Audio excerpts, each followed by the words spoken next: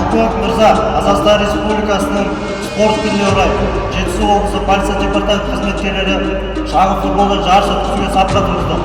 Армысыздар, офицер мырзалар. Бүгін бәрілеріңіз білесіздер, Қазақстан Республикасының спорт күні атап өтудеміз. Соған байланысты шағын футболдан жарыс ұйымдастырып жатырмыз. Бұл жарыста мықты команда жеңіске жетеді. Сондықтан ойын барысында тәртіпті сақтап, абайлап ойнап, мықты команда ғана жеңіске жетеді деген үміттемін. Бәрілеріңізге сәттілік тілеймін.